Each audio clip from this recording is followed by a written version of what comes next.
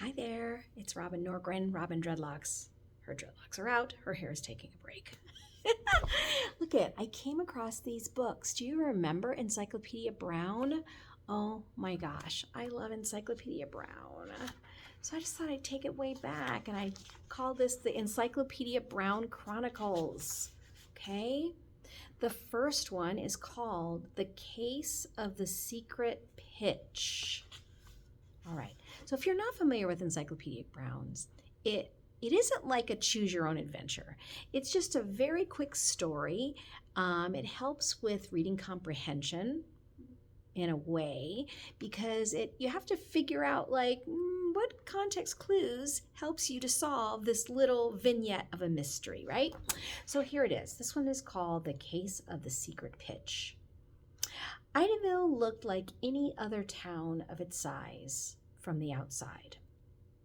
On the inside, however, it was different. 10-year-old Encyclopedia Brown, America's Sherlock Holmes in sneakers, lived there. Besides Encyclopedia, Idaville had 3 movie theaters, a little league, 4 banks, and 2 delicatessens. It had large houses and small houses, good schools, churches, stores, and even an ugly old section by the railroad tracks. I don't know what that means. And it had, everyone believed, the best police force in the world. For more than a year, no one, boy, girl, or grown-up, had got away with breaking a single law. Encyclopedia's father was chief of police. People said he was the smartest chief of police in the world, and his officers were the best trained and the bravest. Chief Brown knew better. His men were brave, true enough. They did their jobs well, but Chief Brown brought his hardest cases home for Encyclopedia to solve. For a year now, Chief Brown had been getting the answers during dinner in his red brick house on Rover Avenue. He never told a soul. How could he?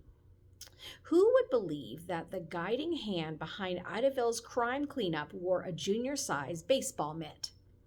Encyclopedia never let out the secret either.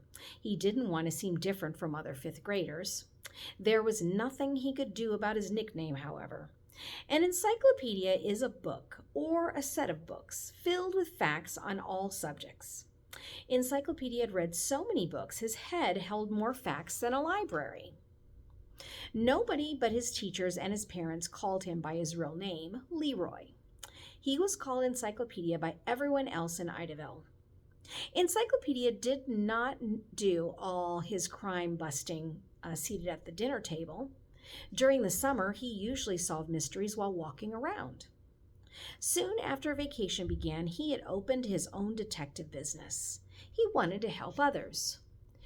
Children seeking help of every kind came to his office in the brown garage. Encyclopedia handled each case himself. The terms of his business were clearly stated on the sign that hung outside the garage.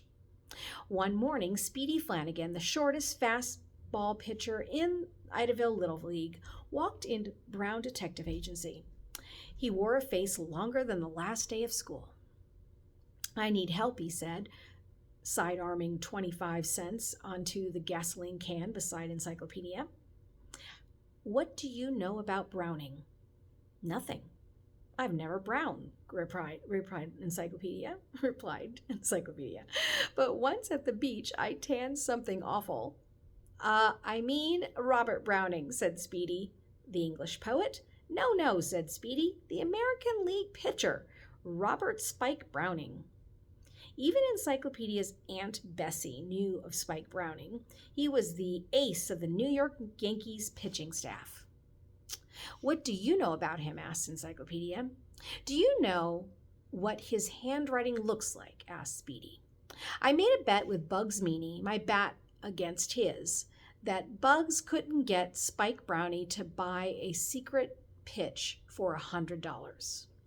"Whoa," cried Encyclopedia Brown. "If I understand you, Bugs bet he could sell Spike Brownie a special way to throw a baseball?" "Right.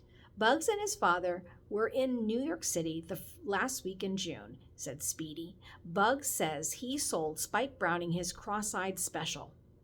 You better explain, said Encyclopedia. The pitcher crosses his eyes whenever there are runners on first and third bases, said Speedy. That way nobody knows where he's looking, whether he's going to throw to first base, third base, or home plate. The runners don't dare take a lead. The secret is how the pitcher can throw the ball someplace while staring himself in the eye.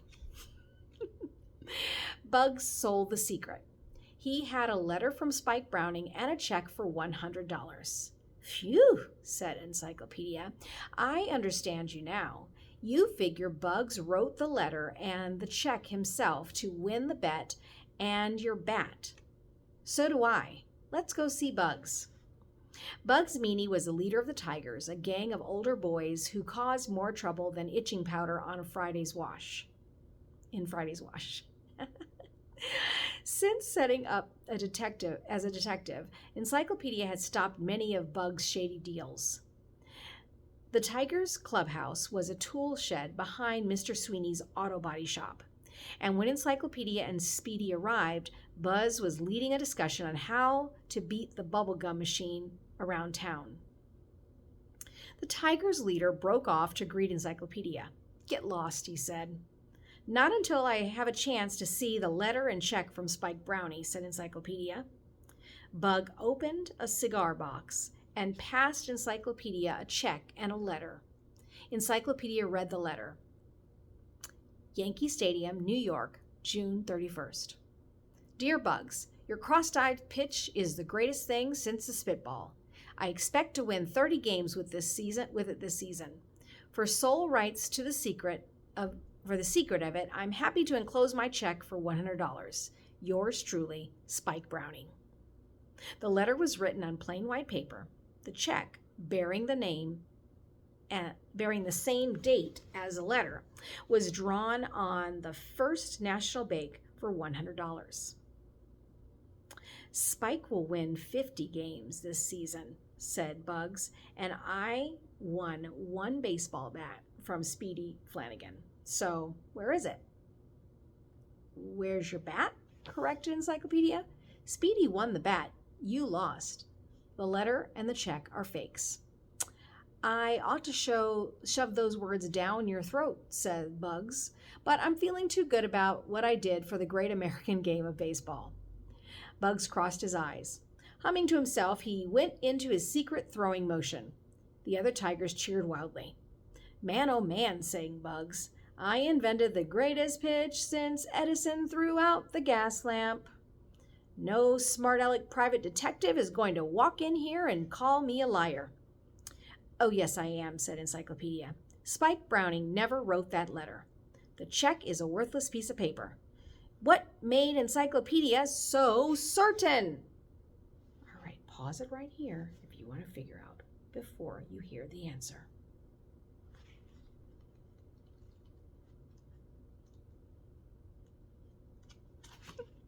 Here's the answer.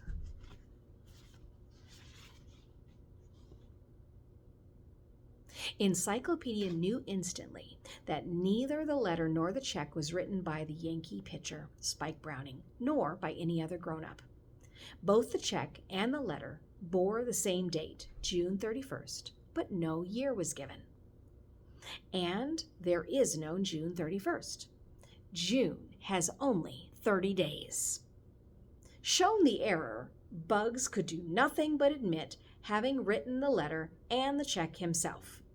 As the loser of the bat, he had to give Speedy Flanagan his baseball bat.